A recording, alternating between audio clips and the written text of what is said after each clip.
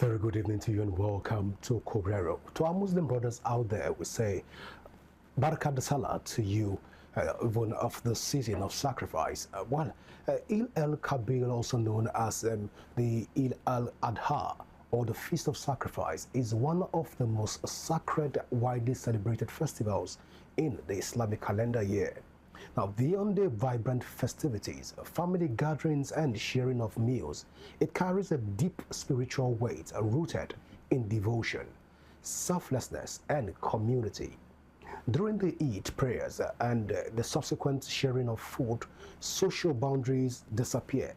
Rich and poor stand shoulder to shoulder in the prayer grounds. It is a powerful reminder of human equality, emphasizing that social status hold no weight in spiritual devotion. Joining me right now in the studio is Imam Muhammad Abubakar, who is the Deputy Chief Imam of Apu Legislative Mosque. It's a delight to have you join us on Korero tonight. Thank you for having me. Let me start by even saying Barakat Salah to you. Thank you very much. Barakat Salah to you too. All right. So Imam, let's even understand what is the significance of Eid-El-Kabir. Okay. The significance of Eid-El-Kabir, or rather Eid-Al-Adha, it is called Eid-Al-Adha. Okay. Because it is the festival of sacrifice. That is, the Adha is the sacrifice. So the significance is that it commemorates the willingness of Prophet Ibrahim to slaughter his son, the only son he had by that time. So he was commanded by God to sacrifice his son, and he went on to execute the command of God. As according to Quran chapter 37 from verse 102 to 107, Prophet Ibrahim, that is Abraham, had a dream. He told his son, Prophet Ishmael, that I had or I saw in my dream that I am slaughtering you. So look, what do you think? He responded by saying, go on and obey the command, and do what you were commanded. So they both submitted themselves to the God, both the Prophet Ibrahim and the Prophet Ismail. They submitted themselves. The father went ahead to execute the command of God, and the son was patient, and he allowed his father to carry out the command of God that he saw in his dream, because the dream of the prophets is a revelation. It's not like a dream of an ordinary man. So they went on to the place where he was to slaughter him, and he had laid him prostrate on his forehead, because he didn't want to see his face as a father, because of the law he had for his son. So eventually Prophet Ismail, the son, was saved. He was ransomed by the God, and Prophet Ibrahim was given a sacrifice, as the Quran chapter 37 verse 107 says, we ransom him with a great sacrifice, and we call out to Ibrahim, that is Prophet Abraham, that you have fulfilled the dream, so thus we recompense the good doers. So now this sacrifice, this festival of sacrifice, the Eid-Al-Adha, commemorates that occasion which happened between Prophet Ibrahim alayhi salam and his son, and it indicates a great and strong faith and devotion to the God. Well, so, Imam, is ram the only thing that is accepted for this celebration? No, it's only... There tend to be rams everywhere. Is it the only animal that is being accepted? No, it's not only the ram. Camels are accepted. Cows are accepted. Even the goats are accepted. But like ram is the one that is moderate. The price of ram is moderate, that almost majority of the people can afford. So camel is expensive, and we don't have camel here around this place. In, for example, not everywhere you find camels. Cows are expensive, more expensive than rams. So that is why everywhere you see rams, because some people buy cows, they slaughter cows, but very few slaughter cows. Majority of the Muslims slaughter rams because it's more affordable to majority of the but then, Muslims. So chicken will not work. No. Chicken is not. It's cheaper. No, it's cheaper, but chicken is not accepted. What's the criteria for what is being accepted? This category of the animals that I mentioned are the only ones accepted: the camels, the cows, the rams, and the goats. That's all. Well, let's talk about this, the day in itself. Enlighten us about the pilgrims on a Hajj in Mecca, even in this period. What's the significance? If you see, is like Hajj is among the 5 pillars of Islam. It makes one's Islam complete. Islam has 5 pillars, and the 5th pillar is the Hajj, the pilgrimage. That is the significance of the Hajj. And this Hajj, for one to travel from his country to Mecca to observe those acts of worship, it shows how devoted the person is. Although it's not compulsory or obligatory on everybody, it's obligatory on those who can afford the journey, who can afford to pay for the journey to Mecca. But it's very significant, being one of the 5 pillars of Islam. So in this period, one can go to Hajj in this period? Yes, of course. Oh, all right. But beyond the slaughtering of rams, what deeper spiritual sacrifices should Muslims make in today's Nigeria beyond the whole slaughtering of rams? Yeah, you see, the slaughtering of ram has to do with many things. There are many things involved. First one is submission and obedience to command of God. Whoever submitting himself to command of God, just like we mentioned what happened to Prophet Ibrahim and his son, the strong will to execute the command of God, that is the most important thing. So if we can execute the command of God despite maybe the difficulty involved in it, maybe we don't have the means, but we struggle to get the means in order to make that sacrifice, to execute the command of God, to show our obedience to God. That means we have developed something in ourselves that is the fear of God, and this has a lot to do with our daily lives.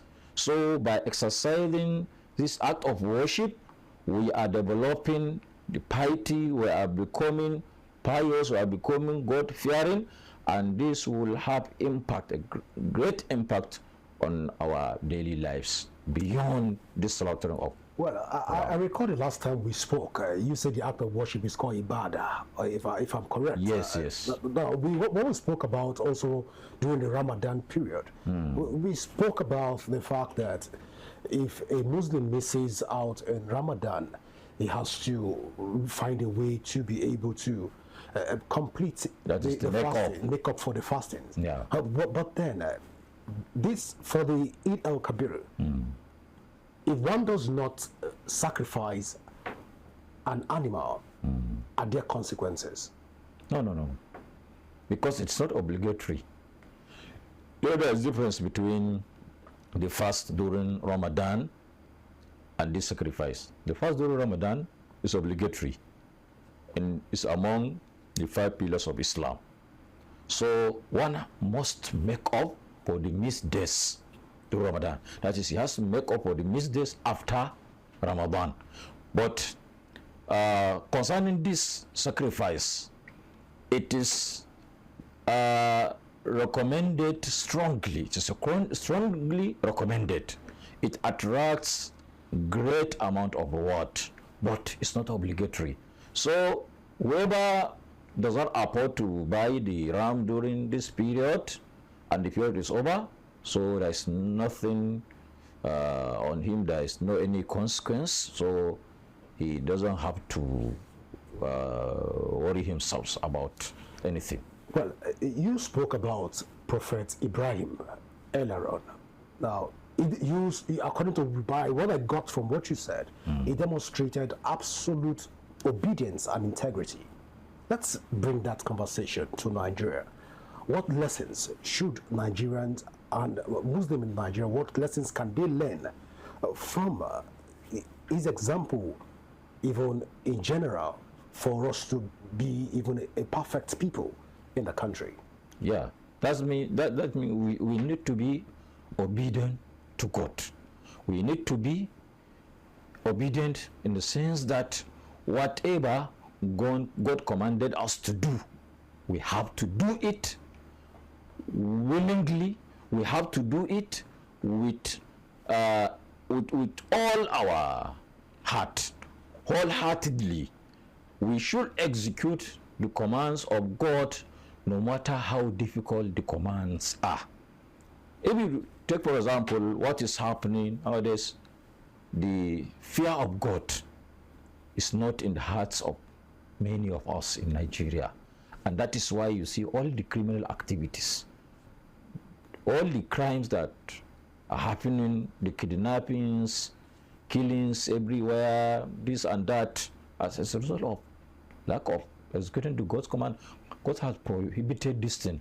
Whether you are a Muslim or you are a Christian, you know it is not correct to cheat somebody. It's not correct to shed the blood of an innocent soul. It is not correct to kidnap somebody, abduct somebody, and seek for a ransom money, and so on.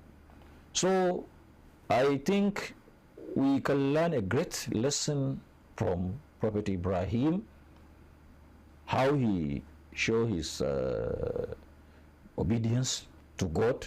If we can be obedient, not even to the degree as Prophet Ibrahim indicated, but try and be obedient to God, I think we'll live peacefully, and we will be there will be no any problem between us. We live peacefully, and we have a prosperous nation, and so on. So anyone should fear God and should try as much as possible to execute and obey the commands of God. And that is what Prophet Ibrahim did. And as a result of what he did, God has delivered him.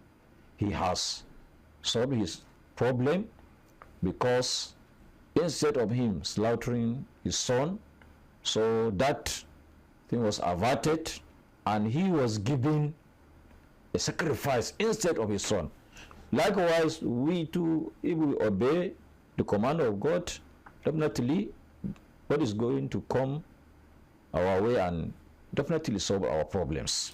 Well, Imam, before I let you go, there's one common trend right now which I've seen even as I was on the street earlier today, and that is the fact that a lot of plates were flying around the whole community.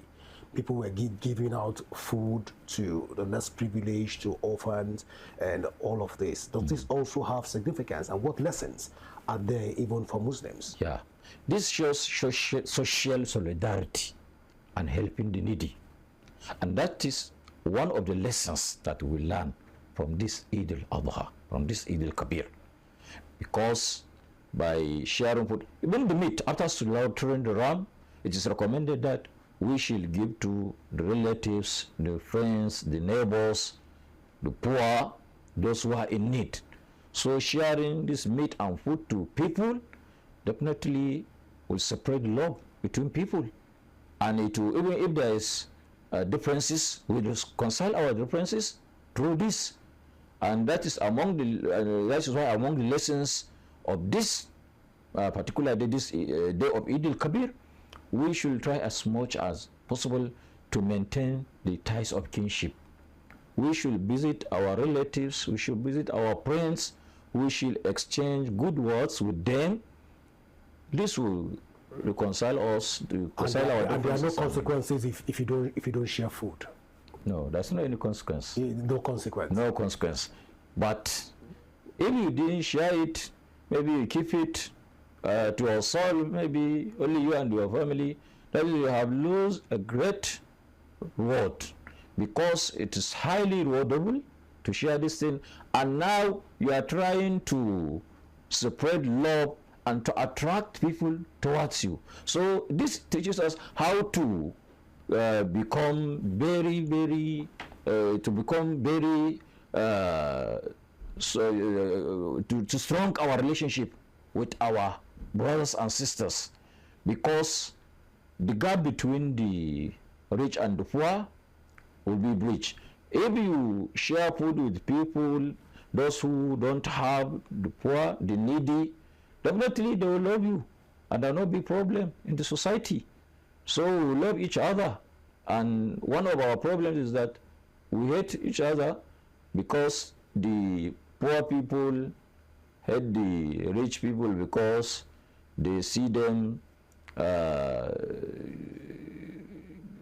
doing whatever they like with their money. They buy the things they like, but leaving them in poverty without food. Some people spending 90 days without having the 3 square meals per day. Some may eat maybe once a day.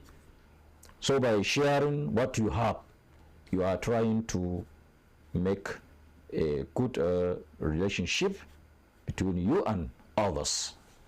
But there's no any consequence, but the person is definitely losing. Whoever is not sharing with others is definitely losing. So we can say that this period of Eid-El-Kabir is a season of love. Of course. It's a season of giving. Of course. It's a season of sharing. Yeah. Of course. What a season, and it comes just once in a year. Yeah. We wish it would be coming every month, but then you are the imam. Perhaps you look into it, and perhaps we can make that happen regularly. I want to say on this. There's no problem. Thank you so much. Whenever you hit me, I will respond to your call. No problem. Thank you so much, Imam, for finding out time to be with us here on Korero. Thank you very much. I wish we had more time to even talk about a lot of, but then our time is fast spent. But thank you so much for coming. Thank you. I'm welcome.